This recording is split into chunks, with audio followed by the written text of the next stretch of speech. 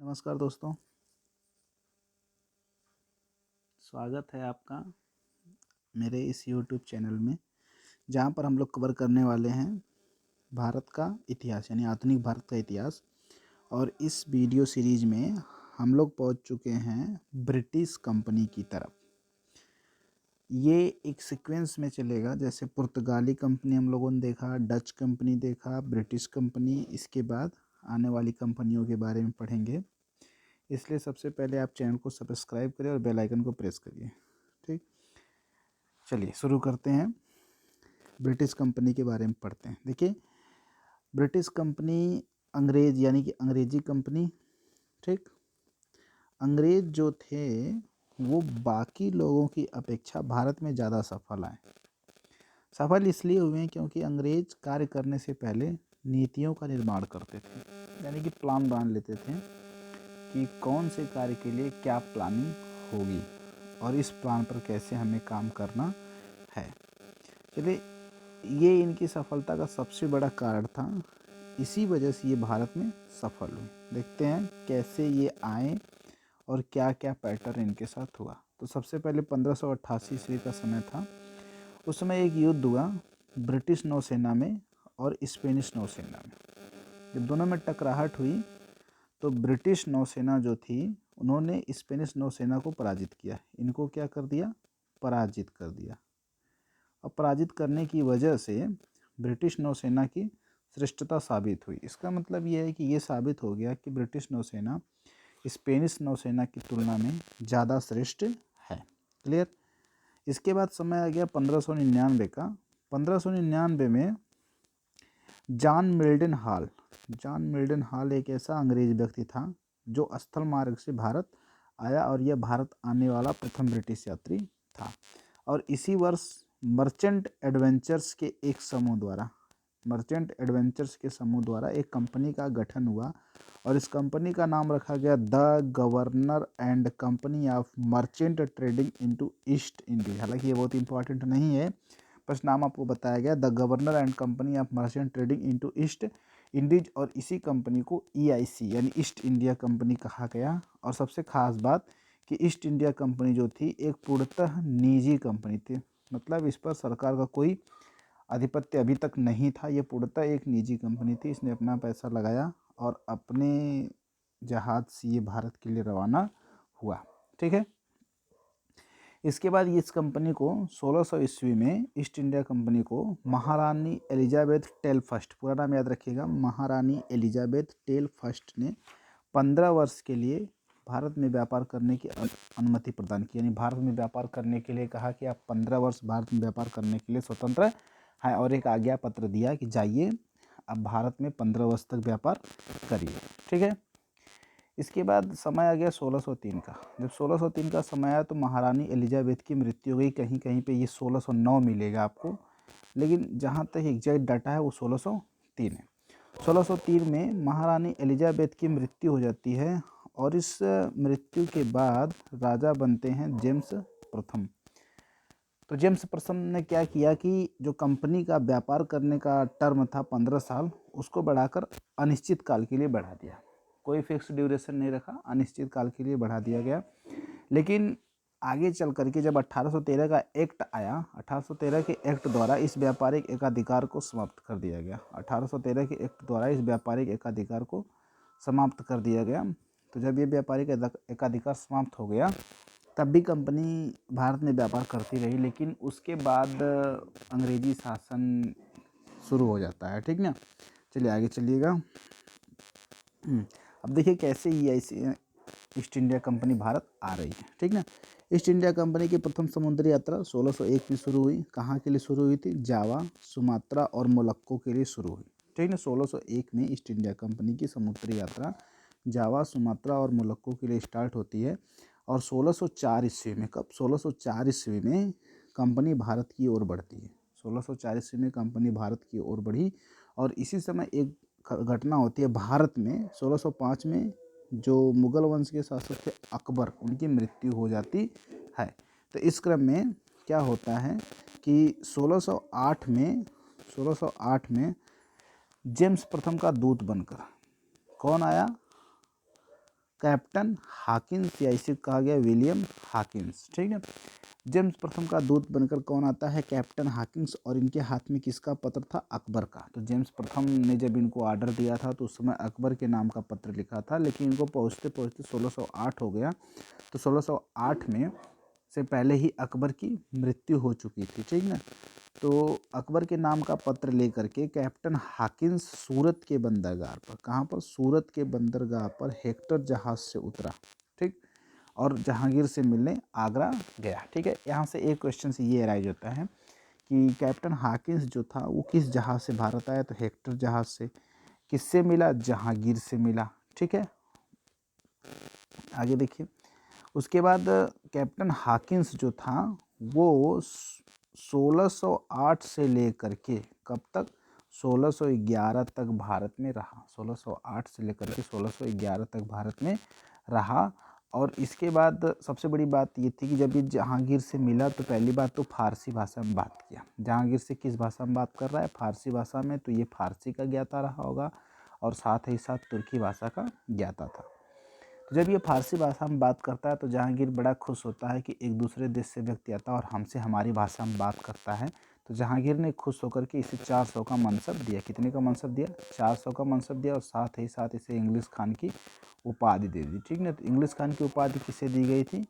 Captain Hawkins को। और किसने दिया था? जहांगीर ने। ठीक ना। फिर 1611 ईस्वी में अंग्रेजों ने मसूलीपट्टनम में एक अस्थायी फैक्ट्री खोली। तो क्वेश्चन यहाँ से ये बनता है कि अंग्रेजों की प्रथम अस्थायी फैक्ट्री कहाँ खोली थी? तो आंसर होगा मसूलीपट्टनम में खोली थी। ठीक ना। तो एक तरफ पुर्तगाली भी भारत में अपना पैर पसार रहे थे, अंग्रेज भी आ गए। तो 1612 ईस्वी में कैप्टन बेस्ट और उनके सहयोगी हेनरी मिडल्टन ने पुर्तगालियों को स्वाली नामक स्थान पर हरा दिया। कहाँ पर हराया? स्वाली नामक स्थान पर हरा दिया गया। और सबसे खास बात ये थी यहाँ पे कि ये भारत में पुर्तगालियों की प्रथम हार थी। तो भारत में पुर्तगालियों की प्रथम हार कब हुई थी? 1612 ईस्वी में हुई थी। किसने रहा था? कैप्टन बेस्ट और हेनरी मिडल्टन ने। कौन सा युद्ध हुआ था? स्वाली नामक स्थान पर युद्ध हुआ था। ठीक है। इसके बाद जब हरा दिया तो 1613 ईस्वी में अंग्रेजों की प्रथम फैक्ट्री कहाँ खुल रही है? सूरत में खुल रही। तो अंग्रेजों की प्रथम फैक्ट्री कहाँ खुली? 1600 में खुली। और साथ ही साथ 1615 का समय आया तो जेम्स प्रथम का ही दूत बनकर पहली बार कौन आया था? William Hawkins. और अब की बार कौन आ रहा है? सर टॉमस रो सूरत के बंदरगाह पर आया। और इसकी जहांगीर से मुलाकात हुई। इसकी भी किससे मुलाकात हो रही है? जहांगीर से मुलाकात होती है। ठीक ना। और कहाँ पे मुलाकात हुई थी? अजमेर में हुई थी। कहाँ पे हुई थी? अजमेर में हुई थी। हाँ, 1616 से लेकर के 1618 तक सर टॉमस रो मुगल दरबार में रहा और 1619 में वापस गया। कब वापस गया? 1619 में वापस गया। लेकिन इसके जाते जाते बहुत सारी ब्रिटिश की फैक्ट्रियाँ खुल चुकी थी, जिसमें से कुछ का नाम है भड़ौच, अहमदाबाद, आगरा, सूरत खुल चुकी थी। और ये जो फैक्ट्रियाँ थी जैसे भड़ौच, अहमदाबाद, आगरा, ये सारी फैक्ट्रियाँ किस फैक्ट्री के अधीन थी? तो वो अधीन थी सूरत के अधीन थी। क्लियर? चलिए, यहाँ तक तो बातें क्लियर हो जाती हैं। इसके बाद आगे चलिएगा। 1632 का समय आ जाता है। 1632 में गोलकुंडा के शासक ने 500 पैगोडा के बदले अंग्रेजों को गोलकुंडा की बंदरगाहों का उपयोग करने हेतु दे दिया। कहा कि आप इस बंदरगाह का उपयोग करिए और उनसे 500 पैगोडा उनसे ले लिया। ठीक ना। पैगोडा क्या था? ये जो पुर्तगाली जो सिक्का डालते थे ना, टकसाल जो पुर्तगाली बनाए थे, वहाँ से ये सिक्का डालता था, उसका नाम था पैगोडा। ठीक ना। 1633 ईस्वी में पूर्वी तट पर ब्रिटिश खाना यानी इस वाले हिस्से पर ब्रिटिश कारखाना हरिहरपुर एवं बालासोर उड़ीसा महानदी के किनारे खुला। ठीक है। कहाँ पे खुला? उड़ीसा महानदी के किनारे खुला। कौन सा खुल रहा है? हरिहरपुर और बालासोर। कहाँ खुला? उड़ीसा में। कहाँ पे खुला? महानदी के किनारे खुला। ठीक है। इसके बाद 1639 का समय। 1639 में फ्रांसिस डे मद्रास का संस्थापक जिसको कहा जाता है। तो क्वेश्चन पूछ लिया जाता है मद्रास का संस्थापक किसे कहा जाता है? तो आंसर होता है फ्रांसिस डे को मद्रास का संस्थापक कहा जाता है। फ्रांसिस डे ने चंद्रगिरी के राजा से मद्रास को पट्टे पर प्राप्त किया। पट्टे का मतलब जैसे कुछ पैसा दे दिया, उसके बाद मद्रास को ले लिया और यहीं पर फैक्ट्री खोली। कौन सी फैक्ट्री खोली? Fort Saint George. इस नाम को याद रखिएगा, बहुत बार ये आएगा। फोर्ट सेंट जॉर्ज फैक्ट्री किसने खोली थी? फ्रांसिस डे ने खोली थी। कहाँ पे खोली थी? मद्रास में खोली थी। ठीक है। चलिए आगे बढ़िएगा। 1651 का समय आया। 1651 में ब्रिजमैन के नेतृत्व में हुगली में ब्रिटिश फैक्ट्री खुली। किसके नेतृत्व में? ब्रिजमैन के नेतृत्व में हुगली में ब्रिटिश फैक्ट्री खुली। इसके बाद पटना, कासिम बाजार, राजमहल आदि में ब्रिटिश फैक्ट्रियाँ खुली। ठीक है, क्रम से याद रखिएगा। इसके बाद 1651 का समय आता है। 1651 में बंगाल के सूबेदार शाह सुजा, बंगाल के जो सूबेदार थे शाह सुजा, इन्होंने एक फरमान जारी किया, आदेश जारी किया कि अंग्रेजों को 3000 रुपये वार्षिक पर बंगाल में व्यापार करने की छूट दे दी। अंग्रेजों से कहा कि आप हमें 3000 रुपया वार्षिक दीजिए और बंगाल में छूट दीजिए, यानी कि चुंगी मुक्त और सीमा शुल्क रहित छूट मिल गई इनको। ठीक है, इसके बाद आगे बढ़ते हैं। 1658 का समय आता है। 1658 में बंगाल, बिहार एवं उड़ीसा 3 जगहों पर कोरोमंडल तट, बंगाल, बिहार, उड़ीसा तथा कोरोमंडल तट की अन्य सभी फैक्ट्रियों को किस फैक्ट्री का अधीन कर दिया गया? जो फ्रांसिस डे ने खोली थी मद्रास में, फोर्ट सेंट जॉर्ज के नियंत्रण में कर दिया गया। ठीक ना। और एक तो ये पढ़े ही हैं आप, आगे पहले ही बता दिया गया था पुर्तगालियों के समय में कि 1661 में चार्ल्स द्वितीय का जो राजकुमार थे, ब्रिटिश राजकुमार थे, चार्ल्स द्वितीय की शादी हो जाती है पुर्तगाली राजकुमारी कैथरीन से। किससे होती है? कैथरीन से शादी हो गई और पुर्तगालियों ने चार्ल्स द्वितीय को बम्बई जो है उपहार यानी कि दहेज में दे दिया। ठीक है, इसके बाद चार्ल्स द्वितीय क्या करते हैं बॉम्बे के लिए? तो उन्होंने कहा, कंपनी से कहा कि आप हमें 10 पाउंड, केवल 10 पाउंड वार्षिक दीजिए और बम्बई को आप ले लीजिए किराए पर। तो कंपनी ने 10 पाउंड वार्षिक पर बम्बई को किराए पर ले लिया। तो मैंने बताया था कि क्वेश्चन ऐसे बनता है कि बम्बई अंग्रेजों को किससे मिला? तो ये पुर्तगालियों से नहीं मिला, अंग्रेजों से ही मिला था। कंपनी किससे मिला? अंग्रेजों से मिला। किसने दिया था? चार्ल्स द्वितीय ने दिया था। ठीक ना, चलिए आगे बढ़िएगा। अब इसके बाद 1669 1677 तक जेराल्ड ओंगियार जो था, जेराल्ड ओंगियार, ये बम्बई का गवर्नर था। बम्बई का गवर्नर कौन है? जेराल्ड ओंगियार। कब से कब तक था? 1669 से 1677 तक, जिसने, और इसी जेराल्ड ओंगियार को बम्बई का संस्थापक भी कहा जाता है। बम्बई का संस्थापक किसे कहा जाता है? जेराल्ड ओंगियार को कहा जाता है। जेराल्ड ओंगियार ने ही अंग्रेजों को सिक्के ढालने के लिए, क्या करने के लिए? सिक्कों की ढलाई करने के लिए। कैसे सिक्के? तांबे के और चांदी के सिक्कों को ढालने के लिए टकसाल की स्थापना की। कहाँ पे की? बम्बई में। टकसाल की स्थापना कौन कर रहा है? जेराल्ड ओंगियार कर रहा है। ठीक ना, चलिए। और 1669 का समय आता है तो जेराल्ड ओंगियार जो था, जो बम्बई का गवर्नर था, इन्होंने कंपनी संचालक मंडल यानी 25 सदस्यों द्वारा संचालित होता था, जिसको कोर्ट ऑफ डायरेक्टर कहा जाता था। 25 सदस्यों द्वारा जो संचालित होता था कंपनी, उसको कहा जाता था कोर्ट ऑफ डायरेक्टर। और उनको एक लेटर लिखा, और एक लेटर में बड़ी खास बात कही। क्या खास बात कही? और लिखा कि अब समय का ये तकाजा है कि आप हाथ में तलवार लेकर अपने व्यापार का संचालन करें। इसने भारत की स्थिति को विधिवत अध्ययन किया और कहा कि अब ऐसा वक्त आ गया है कि आप अपने हाथ में तलवार लेकर आएँ और भारत के व्यापार का संचालन करें, यानी भारत में राज्य स्थापित करने का समय आ चुका है। ठीक ना।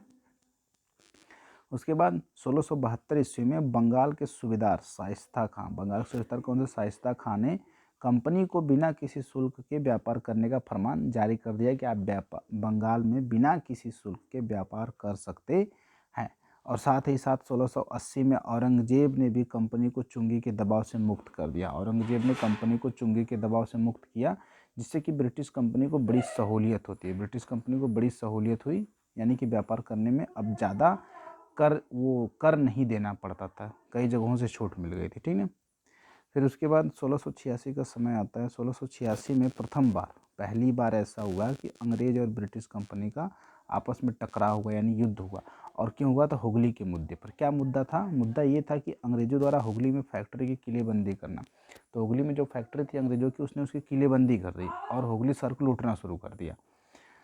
तो जब अंग्रेजों से टकराव हुआ, औरंगजेब से टकराव हुआ, तो औरंगजेब ने इनको हरा दिया। और हारने के बाद अंग्रेज भागकर कहाँ गए? बंगाल की खाड़ी में एक द्वीप है, फीवर द्वीप। कौन सा द्वीप? फीवर द्वीप, या इसको ज्वरग्रस्त द्वीप। फीवर का मतलब ज्वर, बुखार। ज्वरग्रस्त द्वीप में भाग गए और वहाँ पे इनको रुकना पड़ा। ठीक ना। लेकिन अंग्रेज जो थे वो बड़े चालाक थे, तो उन्होंने फिर औरंगजेब का माई बाप माफ़ करिए। तो जाप चारनाक जो था, उन्होंने औरंगजेब से क्या कर ली? माफ़ी मांग ली। तो औरंगजेब ने इनको माफ़ कर दिया। ठीक ना। फिर उसके बाद 1687 का समय आ गया। तो होशियार चाइल्ड ने कहा कि, क्या कहा होशियार चाइल्ड ने? कि भारत में हमें एक ऐसे आधार का निर्माण करना चाहिए जिससे भारत में अंग्रेजी राज की नींव तैयार हो सके। तो जो जॉन चाइल्ड थे, उन्होंने कहा कि भारत में एक ऐसा टर्म बनाया जाए, ऐसा आधार बनाया जाए जिससे भारत में अंग्रेजी शासन की नींव पड़ सके। ठीक ना, क्लियर है यहाँ तक? आगे चलिएगा। उसके बाद देखिए 1688 का समय आता है। कौन सा समय? 1688 का समय आ गया और 1688 में पुनः औरंगजेब और अंग्रेज़ों का युद्ध हुआ। औरंगजेब और अंग्रेज़ों का फिर से एक बार टकराव हो रहा है। और इस टकराव क्यों हुआ था? क्योंकि जो पश्चिमी तट है यानी कि मुंबई जो है, मुंबई से जो बंदरगाह है, मुंबई जो बंदरगाह है, वहाँ से जो यात्री मक्का जा रहे थे, कहाँ जा रहे थे? मक्का जा रहे थे। उसको मक्का जाने वाले यात्रियों को गिरफ्तार कर लिया। किसने गिरफ्तार कर लिया? अंग्रेज़ों ने गिरफ्तार कर लिया था। तो इस वजह से औरंगजेब भड़क उठा और फिर उसके बाद औरंगजेब और अंग्रेज़ों का युद्ध शुरू हो गया। ठीक ना। इस समय जॉन चाइल्ड जो था वो मुंबई का गवर्नर था। मुंबई गवर्नर कौन था? John child. इस कारण इसे औरंगजेब ने भारत से निष्कासित करने का आदेश जारी किया। औरंगजेब ने यह आदेश दिया कि जॉन चाइल्ड को भारत से निष्कासित कर दिया जाए। ठीक ना। लेकिन ऐसा हुआ नहीं, क्योंकि अंग्रेज होने भी नहीं देते ऐसा। वो बार बार माफ़ी मांग ले रहे थे औरंगजेब से, तो औरंगजेब से उसने माफ़ी मांग लिया। ठीक ना। तो औरंगजेब से किसने माफ़ी मांग ली? जॉन चाइल्ड ने माफ़ी मांग ली। ठीक। लेकिन औरंगजेब एक बार माफ़ कर चुका था, दूसरी बार माफ़ नहीं करना चाहता था। इसलिए औरंगजेब ने इनसे 1.5 लाख रुपए का हर्जाना लिया। कितने रुपए का? 1.5 लाख रुपए का हर्जाना यानी कि जुर्माना देना पड़ा। किसको देना पड़ा? ये जॉन चाइल्ड थे, यानी कंपनी ने 1.5 लाख रुपए का जुर्माना दिया। ठीक है। इसके बाद समय आ जाता है 1700 का। किसने? 1700 का। 1700 में प्रथम प्रेसिडेंसी नगर फोर्ट विलियम नामक फैक्ट्री की स्थापना हुई। कौन सी? फोर्ट विलियम नामक फैक्ट्री की स्थापना हुई। इसका प्रथम अध्यक्ष प्रेसिडेंट कौन था? चार्ल्स आयर था। चार्ल्स आयर था। ठीक। थोड़ा सा पीछे चलते हैं। एक चीज़ देखिएगा ध्यान से, ये फोर्ट विलियम कहाँ इसकी स्थापना हो रही है। ठीक ना। देखिए, इससे पहले ये घटना हुई 1690 में। जाब चारनाक ने, किसने? जाब चारनाक ने सूतानाती या सुतनाती में एक ब्रिटिश फैक्ट्री खोली। एक जगह है सुतनाती, उसमें एक ब्रिटिश फैक्ट्री खोल रहा है। ठीक है। उसके बाद 1600 समय जैसे बीता, 1698 में क्या हुआ? 1698 में ये हुआ कि सुतनाती, कलिकाता और गोविंदपुर, इन 3 जगहों को, सुतनाती, कलिकाता और गोविंदपुर की जमींदारी 1200 रुपये में, केवल 1200 रुपये में ये जमींदारी मिल जाती है। किसको? अंग्रेज़ों को मिल जाती है। इब्राहिम खां से इनकी जमींदारी प्राप्त हो जाती है। और सबसे बड़ी बात कि इन तीनों गांवों को ही बाद में कलकत्ता के नाम से जाना गया। किस नाम से जाना गया? कलकत्ता के नाम से जाना गया। ठीक ना। चलिएगा आगे बढ़िएगा। और फिर उसके बाद 1700 का समय आया तो इसी जगह पर यानी कलकत्ता में प्रथम प्रेसिडेंसी नगर फोर्ट विलियम की स्थापना हुई। किसकी स्थापना हुई? फोर्ट विलियम की स्थापना। फोर्ट विलियम की फैक्ट्री खुलती है। ठीक। और इसका प्रथम अध्यक्ष यानी प्रेसिडेंट कौन रहा? चार्ल्स आयर था। कौन था? चार्ल्स आयर था। ठीक।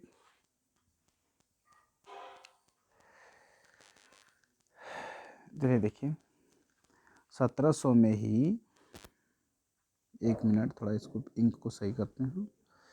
इंक का रेड कर लेते हैं, ऑप्टिमिटी थिकनेस 7। ठीक है। ये तो चलिए आगे देखिएगा। 1700 का समय आया तो 1700 में बंगाल की सभी फैक्ट्रियां फोर्ट विलियम के नियंत्रण में कर दी जाती हैं और 1717 में और अधिक रियासत हासिल करने के लिए एक प्रतिनिधि मंडल फर्रुखसियर से मिलने गया। फर्रुखसियर से मिलने कौन जा रहा है? रुकिए भाई, अगला वीडियो कल होगा, थोड़ा ये सही नहीं चल रहा है सिस्टम।